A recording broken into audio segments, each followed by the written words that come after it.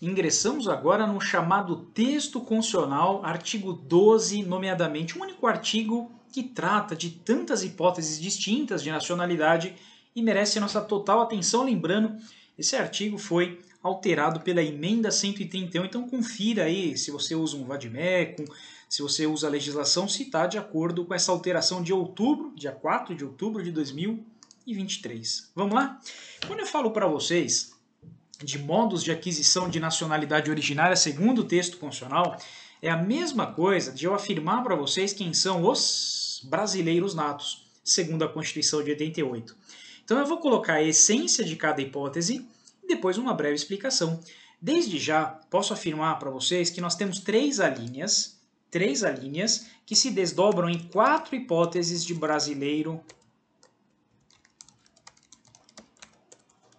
nato. 4 hipóteses, a linha A, a linha B e 2 hipóteses na linha C. Vamos lá, pessoal. O primeiro critério, tipicamente ius solis, porque ele prioriza o local de nascimento, fala o seguinte, que são brasileiros natos, os nascidos no Brasil, eu gostaria de colocar o texto, tá? Nascidos no Brasil, ainda que de pais estrangeiros, desde que estes não estejam a serviço do seu país, tá? Desde que estes não estejam a serviço do seu país. Então a regra é, todo mundo que nasce no Brasil, veja, país colonizado, América Latina, precisava povoar, tem essa cultura na sua legislação, todo mundo que aqui nasça é atribuído o status de brasileiro, só tem uma exceção, que não vai ser. Se o pai ou a mãe estrangeiro estiver trabalhando pelo seu país, caso de um diplomata, de um embaixador, de alguém a serviço, né, pelo governo estrangeiro, veja, não estou falando de serviço particular, estou falando de serviço oficial, público, né? Qual é a lógica? Na hermenêutica, existe uma regra chamada que as exceções se interpretam restritivamente. Então eu posso afirmar, todo mundo que nasce no solo brasileiro, a tendência é ser brasileiro nato.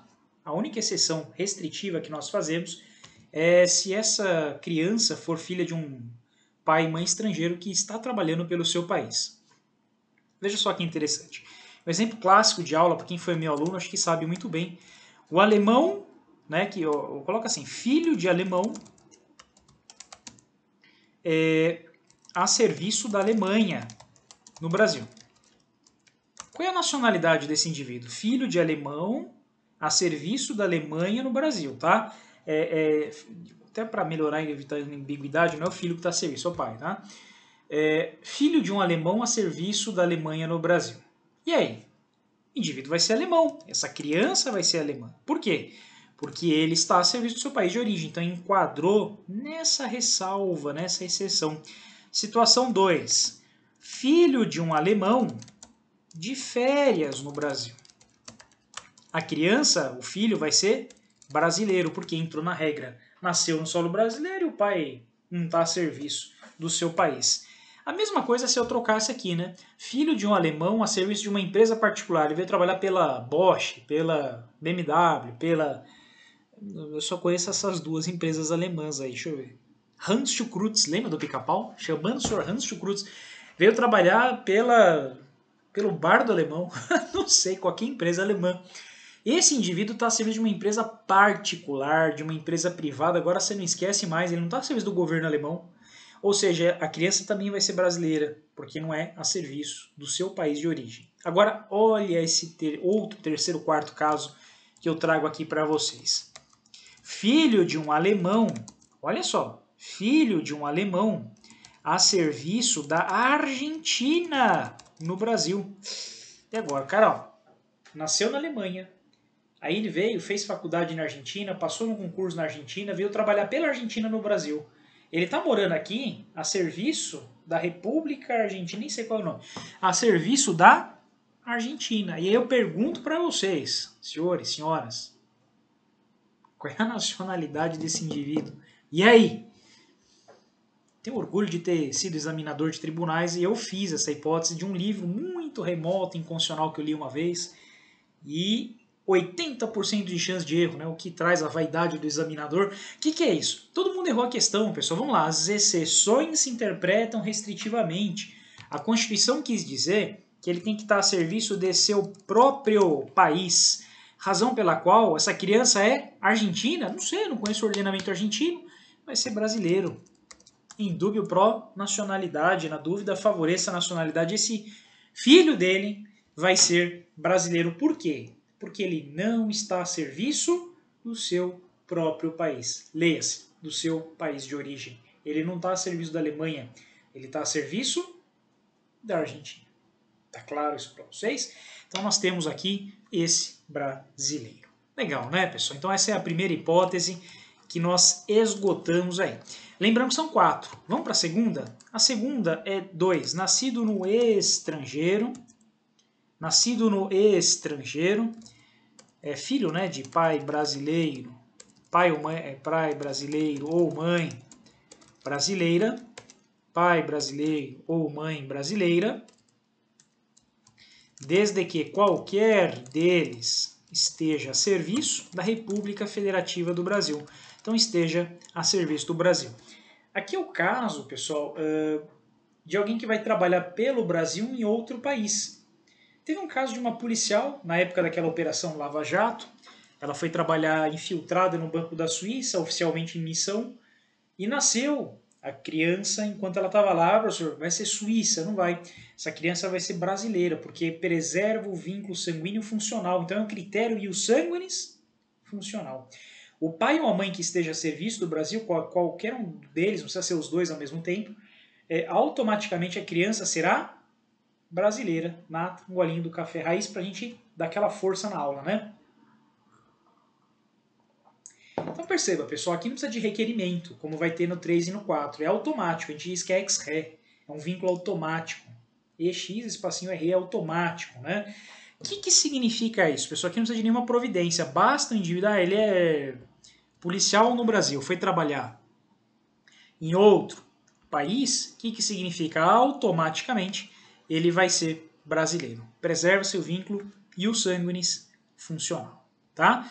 Vamos para a terceira e quarta hipótese. A terceira e a quarta, pessoal, foi uma reformulação da emenda 54, né, trazida aí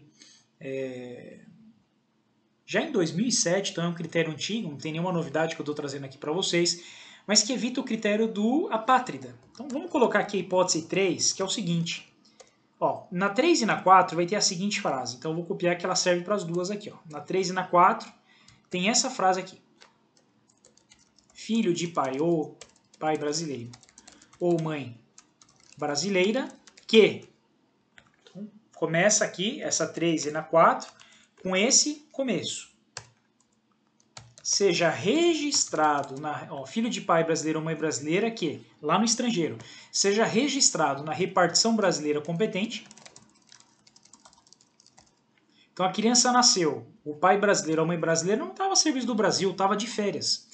O que é necessário aqui? Que o pai vai lá, ou a mãe vai lá, brasileiros, registrem no consulado, na embaixada, qual for a repartição brasileira competente do caso. Tamo junto? Basta que seja registrado naquele país. Aí eu pergunto, quantos pais que estão de férias na Disney, lá em Paris, sei lá o quê, trabalhando numa empresa, tinha um tio que trabalhava na Índia, a filha nasceu lá, ele não sabia dessa hipótese. E aí? Estava a serviço de uma empresa particular, não estava a serviço do Brasil. Quando eu falo para vocês, a detalhezinho, a serviço do Brasil, a doutrina, o Adilâmigo Bulos, Dirley da Cunha fala que é a serviço da administração pública, direta, indireta, federal, estadual, distrital, municipal, qualquer serviço governamental público, né? Um critério amplo para priorizar a nacionalidade. Aqui, pai e mãe brasileiro que não estuda para concurso não conhece essa hipótese, né? Então o mais comum é essa 4, que é a que mais aparece em concurso.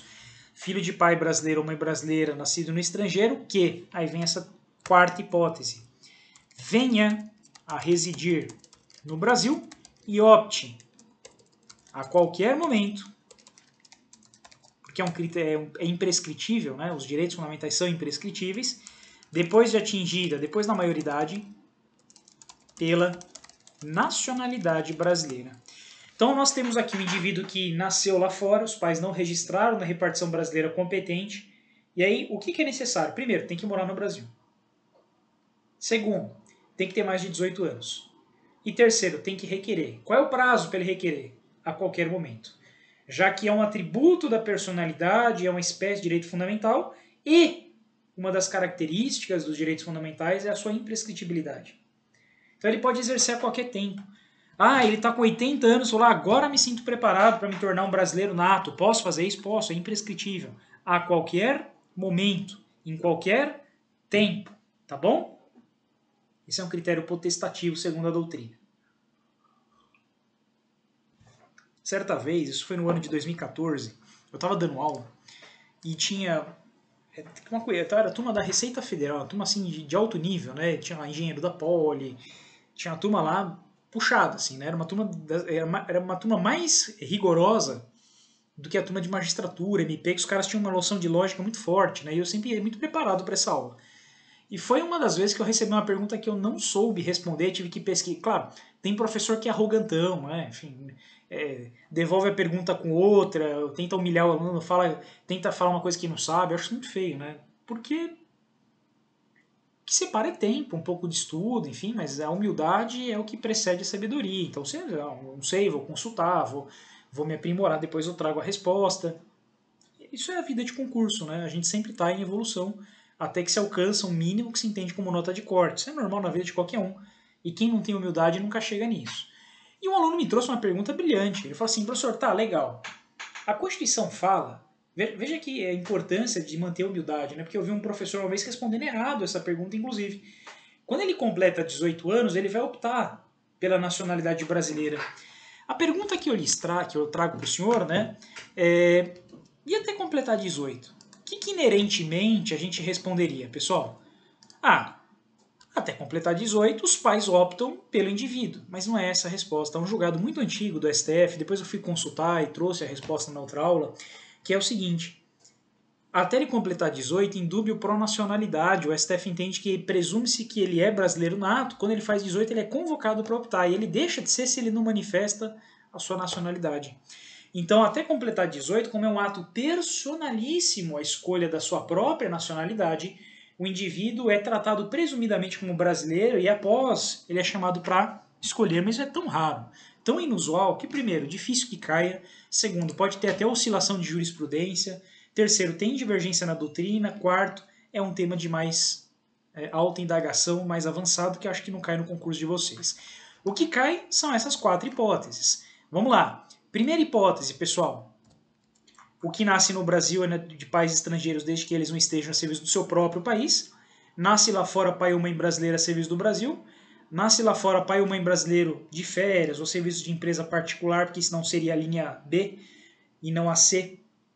Ele vai ser registrado na repartição brasileira competente ou vem morar no Brasil e opta em qualquer momento, depois da maioridade, pela nacionalidade brasileira.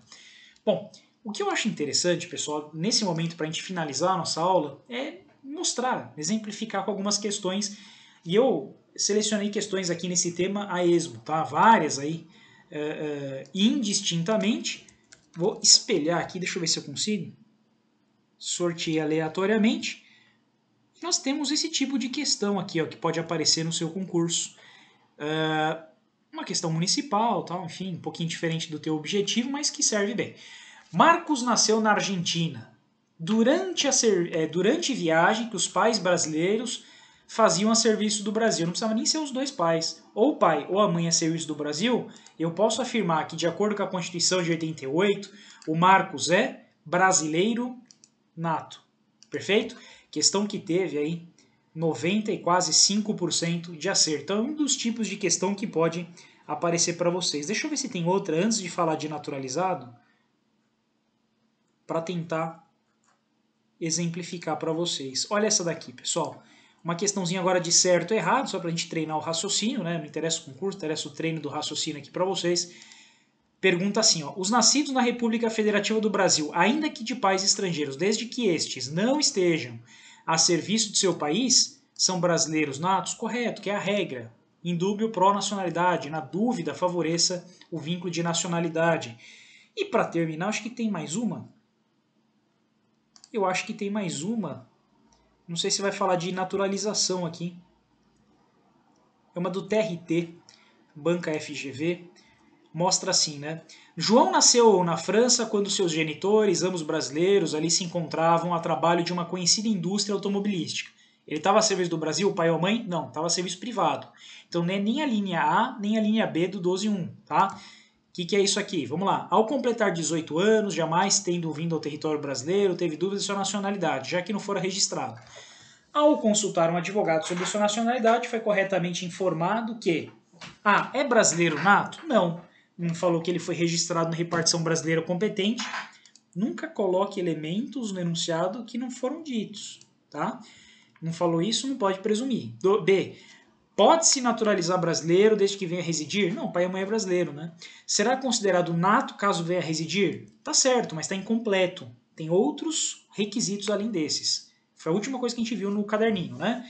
Será considerado nato caso venha residir no território brasileiro e, além disso, opte pela nacionalidade brasileira. Parece essa, hein?